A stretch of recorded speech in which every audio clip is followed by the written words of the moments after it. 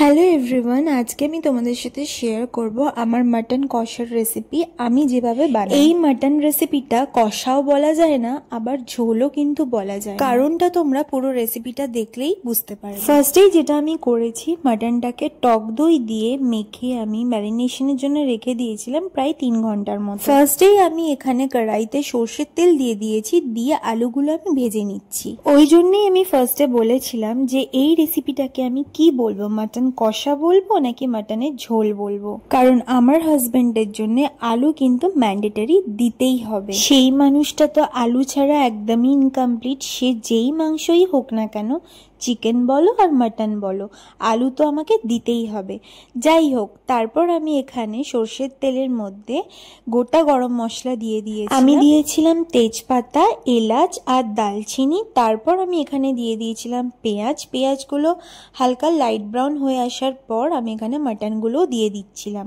তারপর মাটনগুলো একটু তেলের মধ্যে নাড়াচাড়া করে, দেখতেই পারবে মাটন থেকে কত তেল বেরিয়েছে, কারণ মাটনটা ভীষণ রিয়াজি মাটন ছিল। তারপর আমি এখানে নেক্সট যেটা অ্যাড করছিলাম সেটা হচ্ছে জিঞ্জার গার্লিক পেস্ট।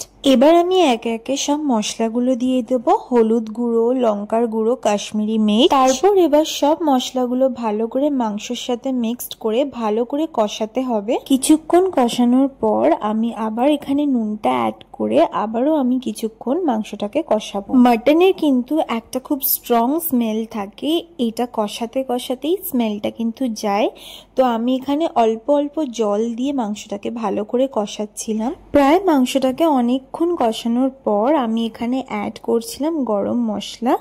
গরম মশলাটা ভালো করে মাংসের সাথে মিক্সড করে নিতে হবে। যেহেতু আমি পুরো রান্নাটা কড়াইয়ের মধ্যেই করেছি, তো এখানে অনেকটা পরিমাণেই আমি এখানে জল অ্যাড করেছিলাম আলু আর মাটনটা সেদ্ধ হওয়ার জন্য। এবার আমি ঢাকা দিয়ে দেব মাটন আর আলুটা ভালো করে সেদ্ধ হওয়ার জন্য।